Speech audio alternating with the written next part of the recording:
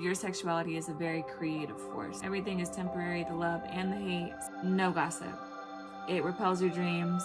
Don't seek validation from other people. Sometimes it's okay to just let other people's problems be their problem. What would the Rockefellers do is really great for generational wealth. Whatever it is, whatever you have now, take good care of the thing that's already in your possession. Eat more whole foods, even if you don't eat a plant-based diet. Spend time in the ocean. Set boundaries and standards and stand on them.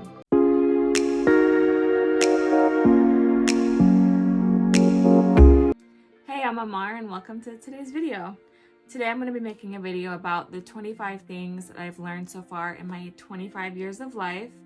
I have recently turned 25 in June, and I just thought it'd be a good idea to kind of reflect on all the lessons that I've learned so far and to share that with you guys. And yeah, if you're new to my channel, I make videos about spirituality, self-improvement, and health and lifestyle. So if you like that kind of content, be sure to like and subscribe. And yeah, let's get right into the video.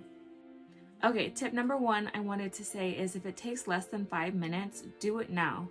This comes to making up your bed, folding laundry, sending out that email, picking up whatever it is. If it takes less than 5 minutes, just go ahead and do it now, and it'll save you so much stress in the future. I promise you, it's the micro habits that really help get you further in a day and help your life feel more organized. So definitely just take the time and do it now. Tip number two is, especially as we get older, realizing that you are the center of the universe and so are they. Everybody around you is living their own lives, and when you prioritize your life and you respect other people, you'll realize that everybody is yourself reflected back to you. Everybody is God experiencing itself. That's my personal belief. Yeah, and when you have that level of love for yourself, to know that hey, my life is mine to live selfishly as I want to, but with that love and respect towards other people as well, realizing that they are also God incarnate and also having their own experience. And so just having that level of awareness and saying hey, I matter and so do they. Everybody's living their own lives these days, and don't take anything personally is really what number two is about. Number three, trust your gut and your intuition about people, places, and things. Whatever you're feeling about a situation is probably right. If you're not sure about something, trust that. If you love something, trust that. If you know that there's a certain path for you in life, trust that. You have to know that your intuition is going to be your, Abraham Hicks always talks about the feeling, follow the good feeling. You have to know that what comes to you, your emotions, are a perfect guidance system for you throughout your life. And so definitely would say trust your gut feelings about people, places, and things, and know when it's okay to lean into that good feeling, and also when you're feeling negative emotions and stuff like that, know how to walk that back and be able to say, hey, this isn't for me. Maybe it will be at a later time, or maybe this is just absolutely not what I'm going for. But just trusting your feelings and your intuition about things, because 9 times out of 10, especially when you're mindful and you're self-aware, okay, 9 times out of 10, you're right and you're on the right track. So trust yourself. Okay, number 4, trust in the timing of your life. I feel sometimes, especially now that I'm 25, I'm looking around at all my friends married, and they're buying homes, and they're doing all these beautiful things, having children. A lot of my friends have kids. I'm looking at everybody around me, and I'm oh my goodness, it can almost feel like you're missing out or you're not doing what you're supposed to be doing. But trust in the timing of your life and know that your life is significant, and that if you are always following your heart and also expanding and growing, that you're always on the right path, and that what's meant for you will find you exactly when it's meant to find you. So don't look at other people as, a gauge of where you should be. Trust in the timing of your life. The lessons come to you when they're supposed to, and also your experiences are very unique to you in your personal growth journey. So trust in the timing of your life, love what you got going on, and know that what's meant for you is on its way. So number 5 is super important. No gossip. It repels your dreams, keeps you stagnant. It's a low vibe energy to even entertain. If you have that much to say, channel that into something else. And also be very mindful of the situations that trigger gossip, or even if you think it's harmless, you just want to talk about something that cut it off. It's not good for you. It's not good for nobody involved. Definitely let that go, and take that energy, journal about it. If you really have something to say about a situation, take the time, and I promise you by the time you're done journaling about it, you don't even want to talk about it no more. Like your hand's tired, you're over it. So definitely cut out the drama of gossip. Even if it's lighthearted, you think you're just like catching up on like people from high school or like people in your family, like just no gossip. It repels your dreams. Okay, number 6, wait 3 nights before making a big decision. This is one that's really important too, because when you have like a really big decision to make, whether in any area of life, I like to always take 3 nights to sleep on it. And if I feel, because sometimes like you'll want to make a decision super rashly and you're like, this is what I'm going to do, this is what I like. No, take 3 nights, sleep on it, and if you still feel the same in 3 nights, then that's the right decision for you. But this is just a way to help you, mitigate some of those rash decisions that sometimes we make. So definitely take 3 nights to make big decisions.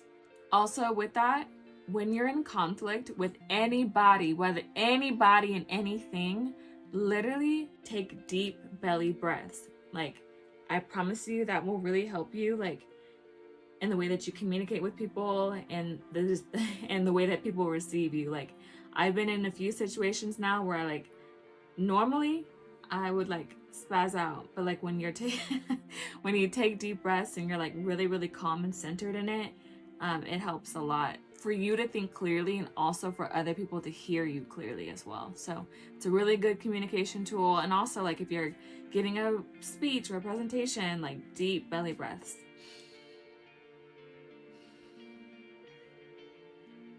Like just slow, controlled, deep belly breaths will help you a lot.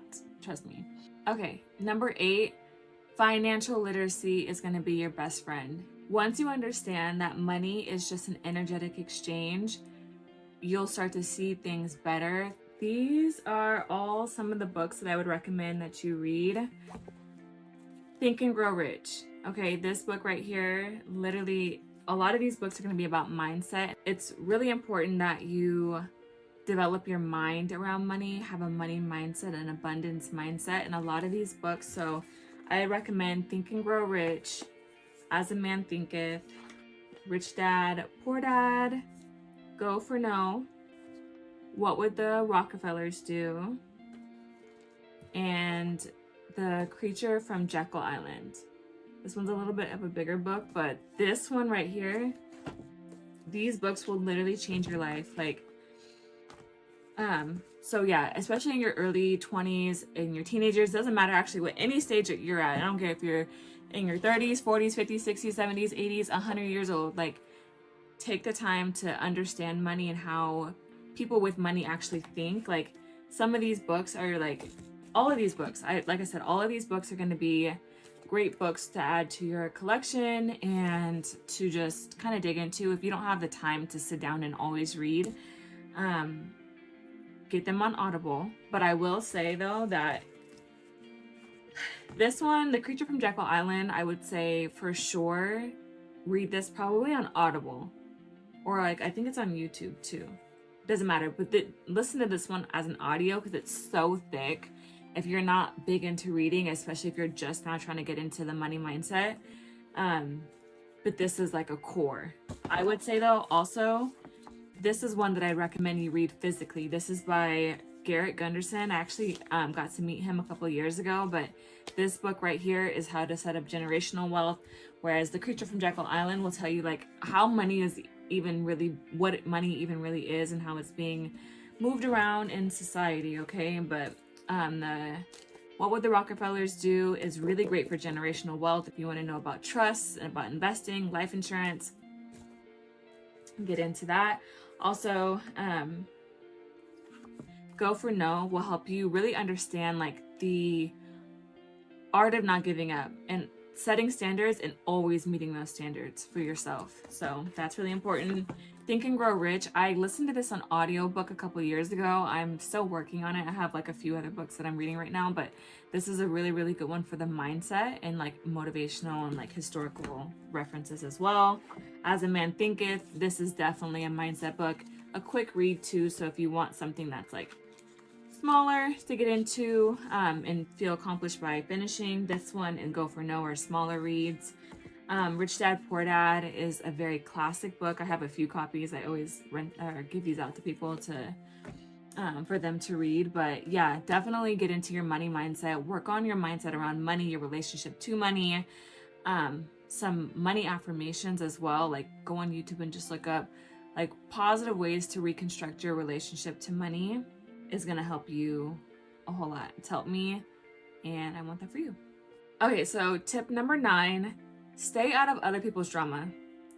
Like when other people are going through things, sometimes, at least for me in my life, I've always wanted to like be there for people, help people out, kind of be more on the understanding side of life. But sometimes it's okay to like just let other people's problems be their problems. One book, if you struggle with this, The Courage to Be Disliked, will literally help you understand that like other people's emotions are not your responsibility.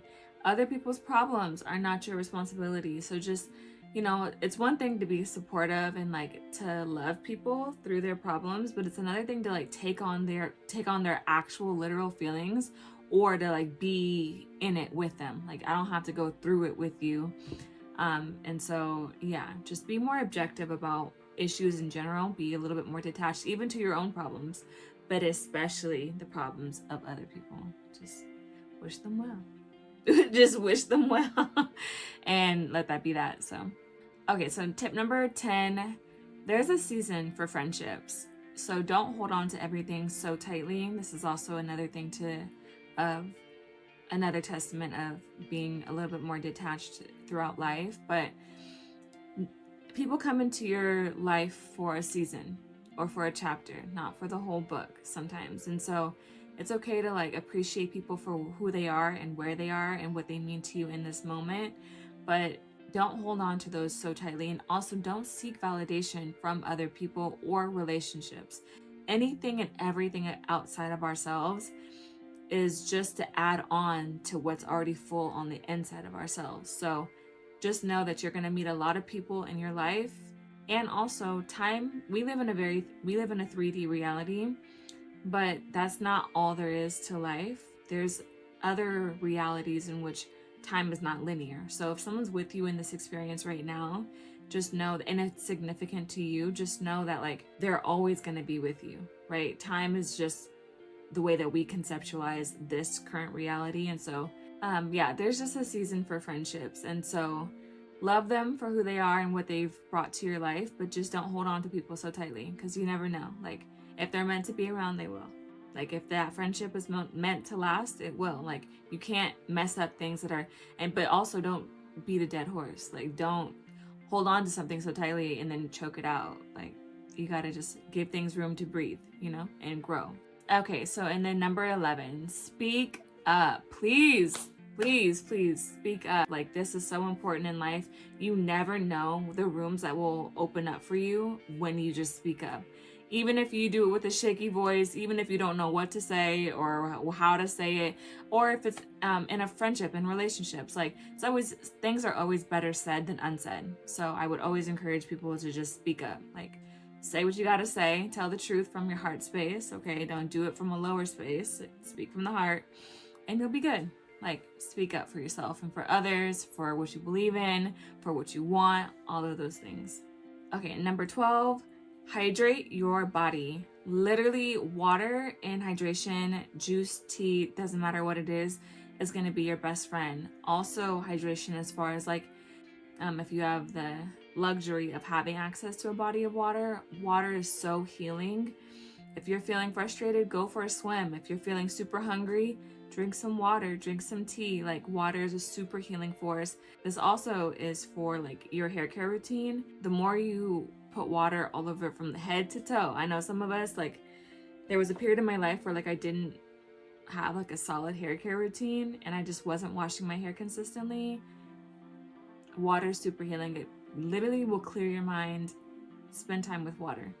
Eat it or drink it. Also, eat your water. H3O2, okay? Eat your water. Eat your water.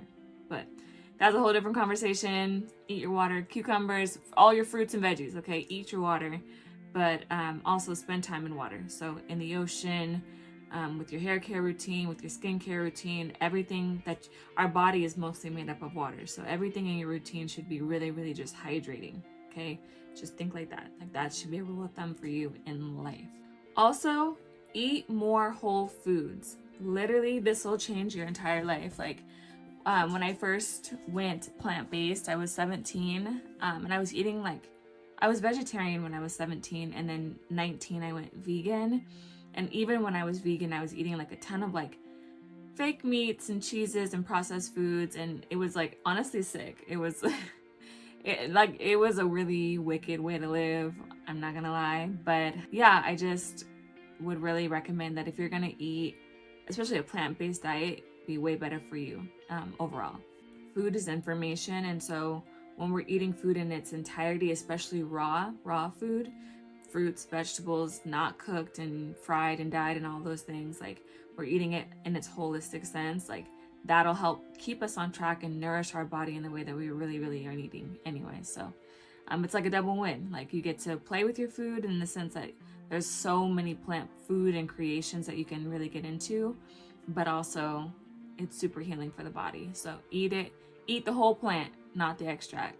Okay, tip number 14, gratitude attracts abundance. So take care of your stuff. When you want more of something in your life, take care of what you currently have in your life, and that'll set the tone and make you feel more deserving. And next thing you know, the things that you want you back. Like, for example, if you want new shoes, take care of the shoes that you currently have. If you want a new car, take care of the car that you currently have. If you want new clothes, you want a new job, you want whatever it is, whatever you have now, take good care of the thing that's already in your possession so that you can get more at a better, higher quality or whatever it is. But you cannot attract more into your life by not appreciating what you currently have. It's not how the law of attraction works.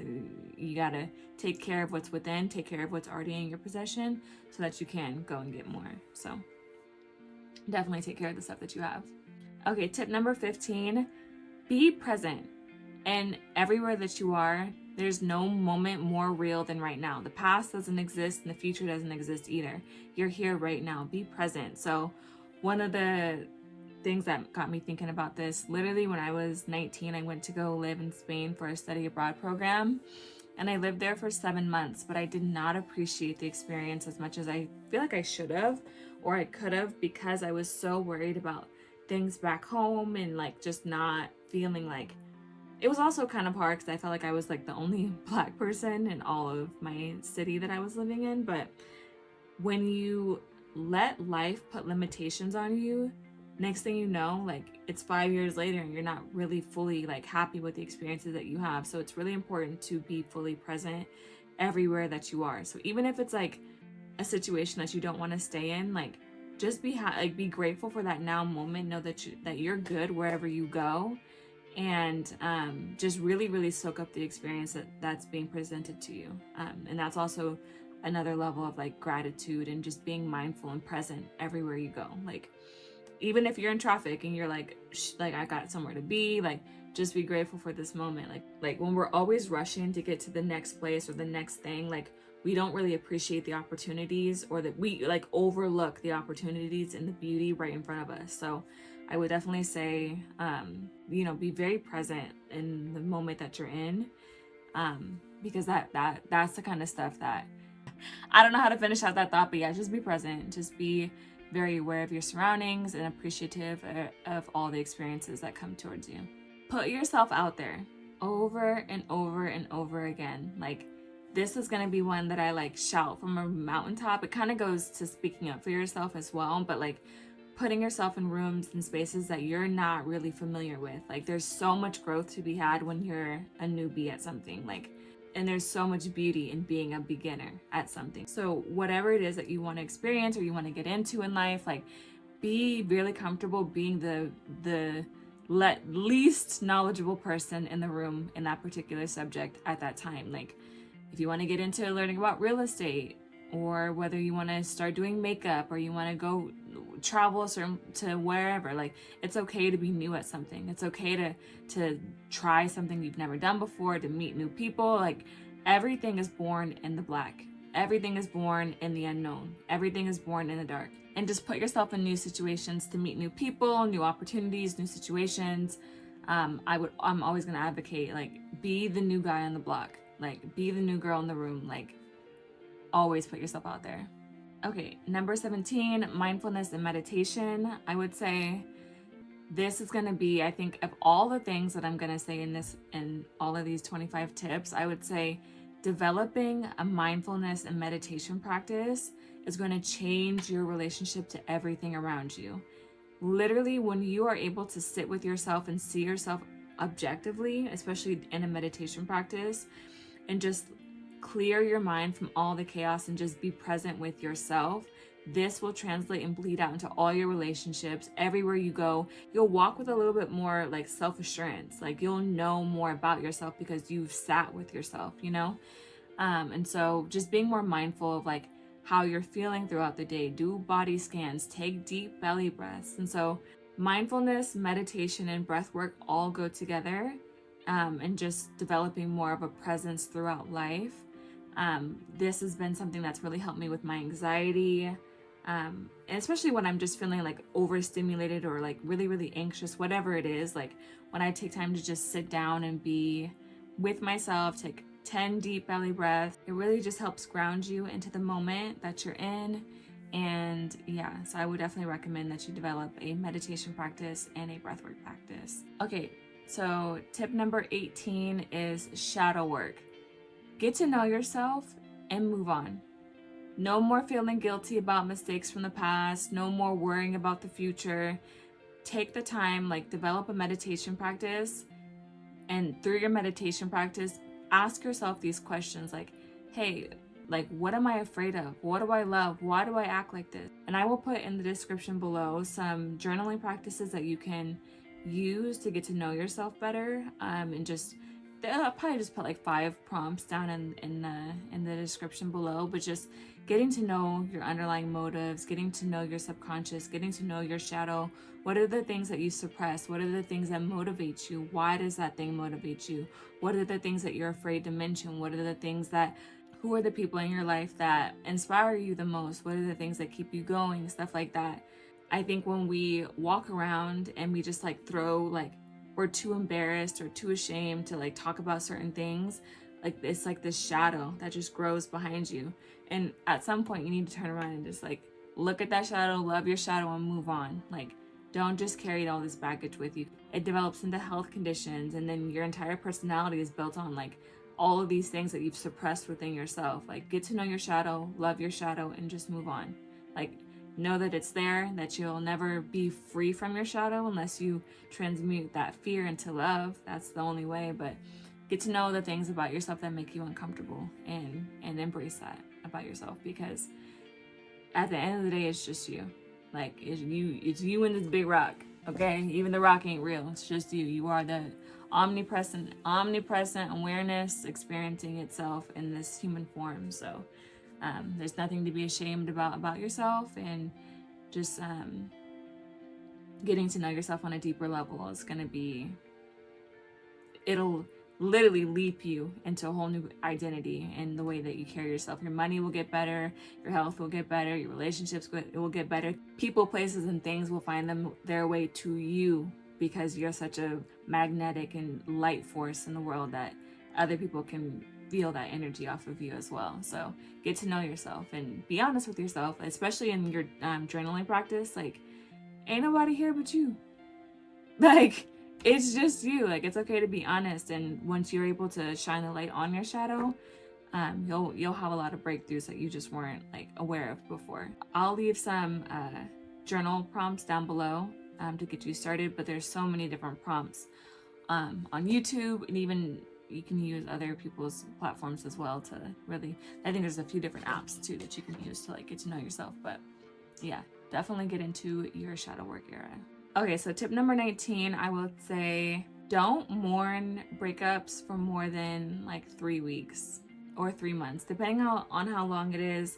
Definitely just take the time to maybe do the shadow work, cry about it. Okay. Yeah, I think especially when it comes to breakups and stuff, developing a meditation practice is going to be one of your best friends. It's going to be really hard at first, especially depending on how long you've been with that person or how much that relationship impacted your life. But I would say that one of the best things that you can do, like you can smoke and you can drink and you can party and you can do whatever you want to do, right?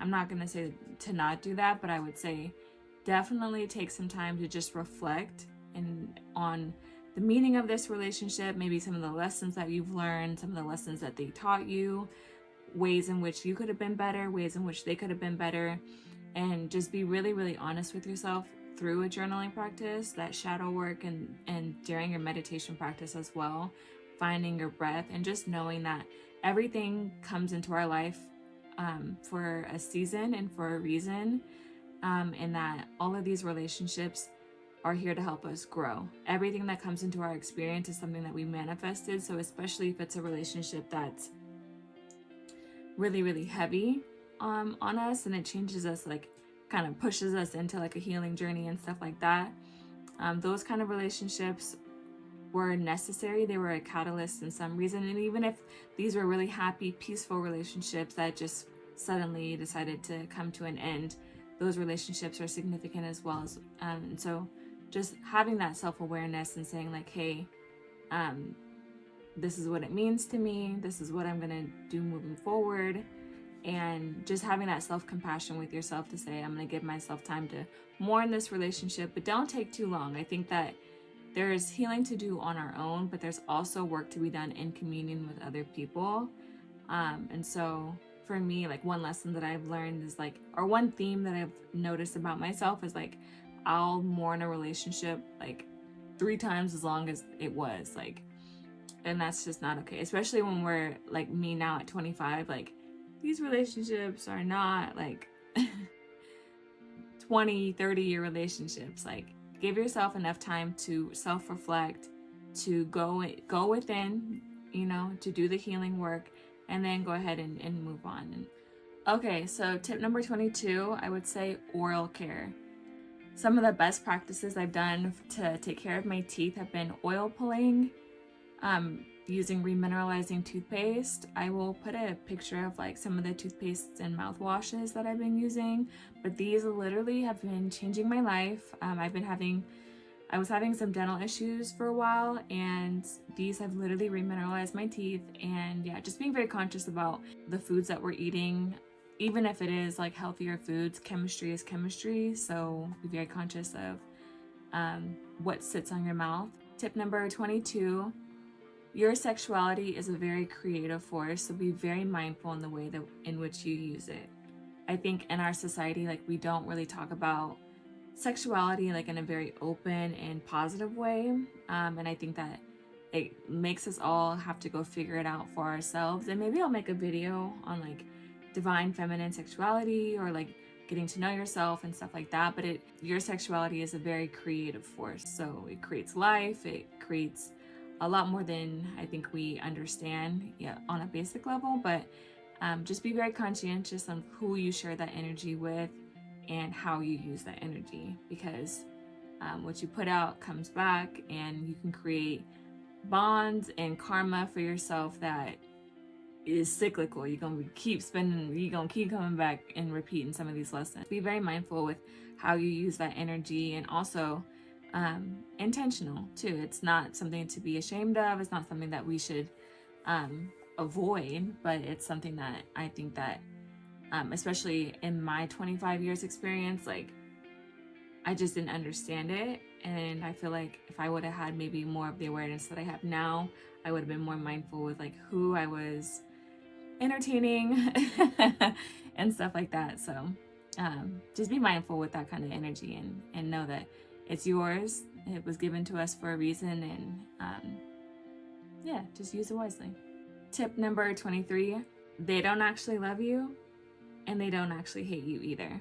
Nobody really cares. Everything is a reflection of yourself. Everybody's a mirror towards yourself. Like the love that people show you is really just the love that they see in you reflected back to them. And the same thing with negativity. If someone's giving you negative energy, well, that's just them and having that reflect, that's the negativity within them that they see in you, and it's bouncing back to them, like for whatever reason. So I would never take anything personally. Everything that people say and do towards you is a reflection of how they feel about themselves and their lives. If people are sitting around loving on you, well, then that's just because they're in a loving mood. If people are sitting around talking about you being negative, that's because they're negative people and they're in a negative mood, right?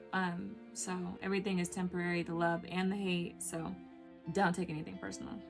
Okay, number 24, be very mindful with how much you consume versus how much you create.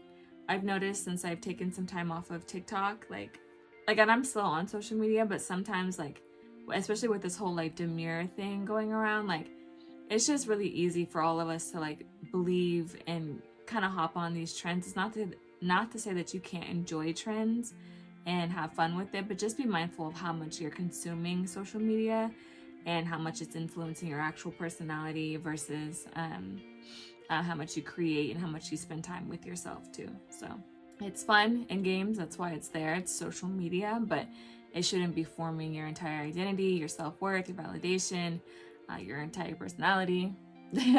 Just be mindful of like what you got going on, and when it comes to social media, maybe take time to just be present with yourself before hopping on to the internet in the morning. Like, take a look at your money, go for a walk, do some breathwork, meditation, drink some tea. Like, make sure you're being holistic with yourself and just pouring into yourself before you tap into what everybody else got going on. So be very mindful with how much you use social media and how much you are using your own creative powers before you're being entertained by other people's creative energy.